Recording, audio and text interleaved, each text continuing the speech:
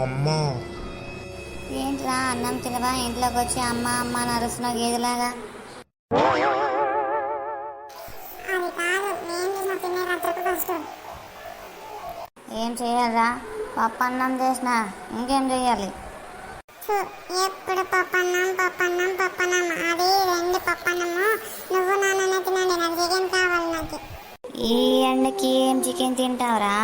ఇంత ఉడకబోస్తుంది, ఇంత హీట్ వేగుతుంది. చెమటకాయలు చూస్తే ముఖం నిండా పట్టినాయి కదరా ఎదవనా కొడక.